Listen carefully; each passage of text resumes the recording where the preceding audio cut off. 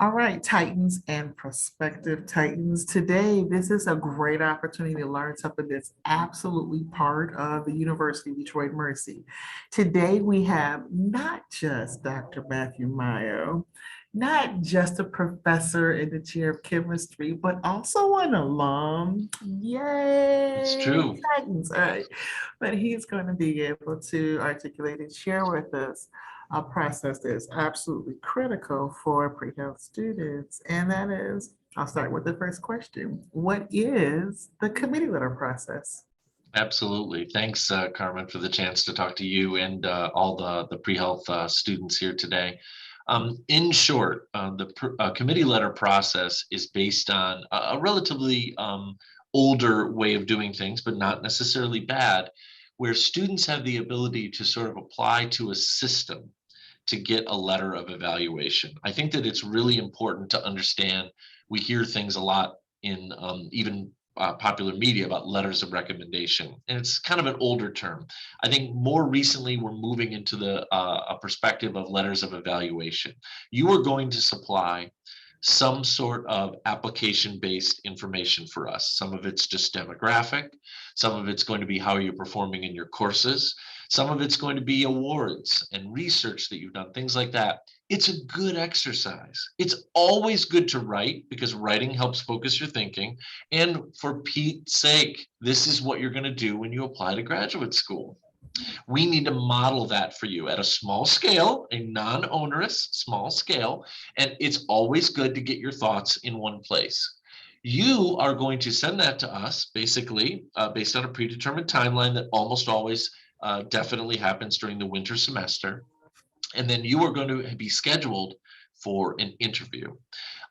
Some combination of folks, usually two or three, hopefully three this year, we get a good crew together, are going to ask you a few questions that, quite frankly, we're going to give you ahead of time. So no surprises. This is not meant to be us dropping a train on you or anything like that. It's really about flexing your muscles in terms of your ability to converse with people. And when we have that information and the information you've supplied, let's just call it the application, a self-study, we will rate you based on a rubric that basically includes very highly recommend, recommend, which is sort of in the middle, recommend with reservations, maybe a few things are off, and then the very rarely used do not recommend.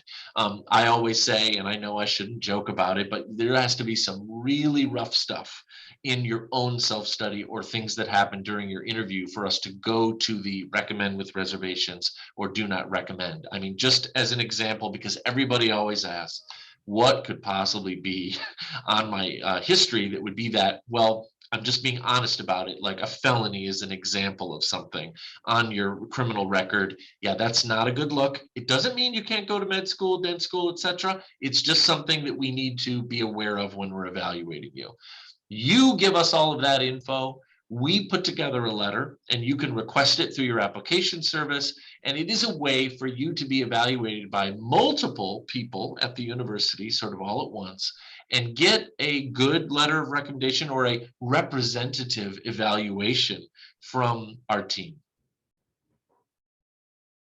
All right, that's good because that has to do with a whole bunch of things that people have been engaged with. But now you need to tell us who is on the committee. Absolutely. The majority of the people who are on the committee, these are the people who will be interviewing students and actually processing the evaluations, are going to be faculty in the natural sciences at Detroit Mercy, chemistry, biochemistry, biology, physics. What we want to do is we want to expand that footprint, and we've been pretty good during the pandemic able to do that, just because in the past we were bound, frankly, I have to smile, by in-person interviews. And now that we have Zoom, it's very easy for everybody to get together in one quote unquote place at the same time. We have started involving a lot of support individuals, academic and otherwise, here in the College of Engineering and Science, which is kind of through everything that we're doing where it's headquartered. We've also had some adjunct faculty get involved. We've had some people who are on the support staff. We're trying to get a wider footprint because diverse minds diverse backgrounds are going to bring about better evaluations. We try for all of our little subcommittees that do interviews because, for the record, you're randomly assigned who those people might be. It's not something that we plan ahead of time. It's literally just a matter of time slot. We try to have a balance on first impulse of gender so that you're not a woman or a man being evaluated by all men or all women, because we want to have a sort of a baseline, a variety and diversity there. Let's be serious. I'm the chair of the only department of chemistry in the entire United States that has a majority of female faculty. It's not something we tend to worry too much about, but we try to give you the best variety in who will be evaluating you as possible. These are professionals. They've evaluated and they know students before. They take into account exceptions where they come into play. I will not lie to you, because you will be supplied with a rubric about how we evaluate all the different parts of your application and your interview. And there is no opacity meant in this process. It's supposed to be completely transparent.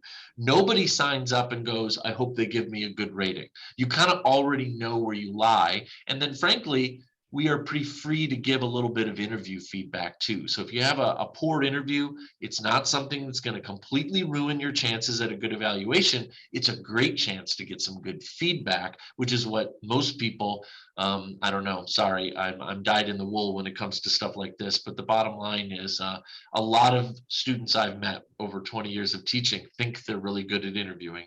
And the actual number that are is a little bit smaller than that first number. So practice, practice, practice makes perfect. Mhm. Oh, yes.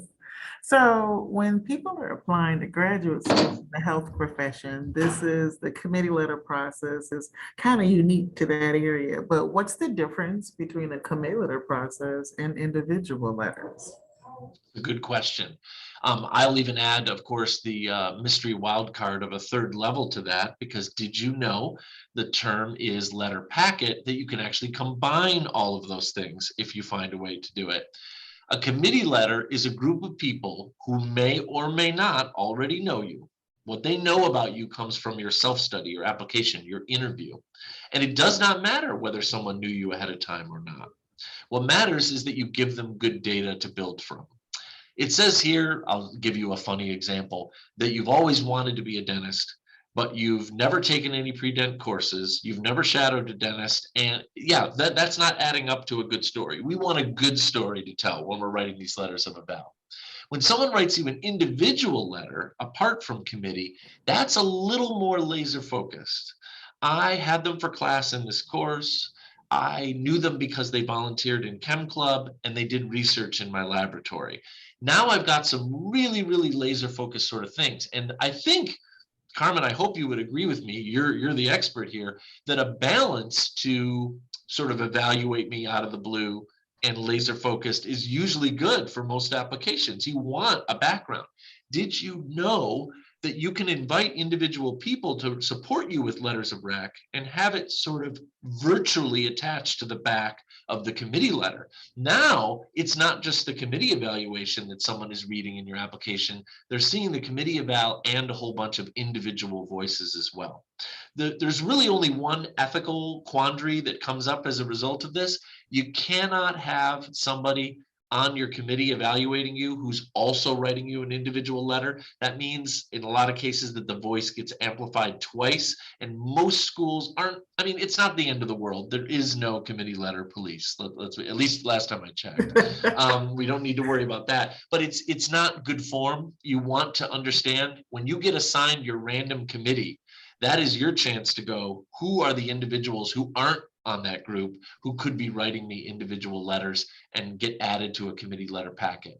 Carmen will be your guide through the world of committee letter better here, individual letter here, letter packet better here. And in a lot of cases, more good voices is never a bad thing when it comes to putting all these bits together. Hopefully I represented that right, Carmen. Yeah, absolutely. Hands down, medical school and dental school, it's the preference for them to have a committee letter. Everyone else is some kind of combination in between. Yep. Makes a good sense. And so we are lucky enough to have Titans who are both graduating and quite frankly doing baccalaureate study here that they can really benefit from it. So why don't you kind of touch base on transfer students and our postbac students, how they can benefit from this community process? Absolutely. The pandemic has taught me a really important lesson that we never had to worry about here at Detroit Mercy anymore. And I wonder whether it might be reflected in other institutions across the country as well. I wouldn't have to work too hard when I met a student as a first year freshman, is what we traditionally call them. You've got to work on relationships with people, mostly profs, but not always profs. Some people have committee letter attachments that come from their coaches or their bosses. Maybe I did work in admissions, or I worked at the fitness center, things like that. Those are people who chime in about a part of your personality. Remember, students, the most the best letters that are written about you do not say anything necessarily about your grades. They talk about the person behind what can already be found in other parts of your application, like your transcript.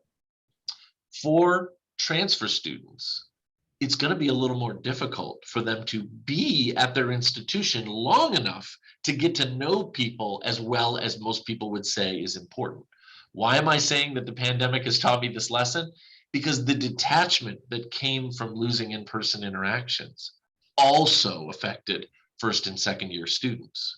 Now, more than ever, I have people coming into my office going, Prof. Mayo, I need a letter. I'm in my third year. I'm in my fourth year. And it's difficult. It's been difficult for most profs over the last 2 years. Holy smokes. You had me for class. I never saw you turn your camera on. You never came to office hours. I don't know what I can write about you. And it's just one of those classic things that happens, by the way, sorry, students, when you grow up and you get really old like me, and you find yourself in a position where suddenly you wish you had done everything differently, and it almost feels like wasted time. That will never happen, even if you just come to Detroit Mercy for one term or 1 year. The committee letter process stands to be your connection to getting an evaluation without having to invest 3 or 4 years of getting to know people. That's particularly of use for transfers. And frankly, again, because of the pandemic, students who just wake up one morning and go, oh crap, I need to do that. Ideally, you would start at the very beginning of your career at an institution and cultivate relationships that turn into, I can't imagine you not writing me a letter, Professor X. And the professor responds with, I can't imagine not writing that letter. We know each other so well. I have so much to say. A good rule of thumb, by the way, that flows from this, students, remember, never really to ask anybody, can you write me a letter of rec? Can you write me a letter of evaluation? You always should say, can you write me a good one? Because most profs will be honest with you. That's where I was going a minute ago. I want to write you a letter. It's like the moment we meet, I want to get to know you better. It's like the best part of my job. But if I have very little to say, that can sometimes be coded language for not having anything good to say. And that's not the kind of letter I want to write. It has certainly become more frequent over these last 2 years that I've had to say no to students because I don't have anything to say versus having something really nasty to say. And I'm just letting you know my personal philosophy. I believe it is shared by a number of other faculty. If I don't have good things to say, if I actually have bad things to say, then I just assume not be the person to write you that letter. So the total number of people you interact with can go down very, very quickly who know you well enough to supply that information. The committee letter is like a product on a shelf where all you need to do is grab it and get involved. And you can also get a letter of evaluation from that without having to invest 1, 2, 3, 4, 5, 6 semesters worth of getting to know people and getting involved in things like that. Oh, yeah, that is so absolutely true.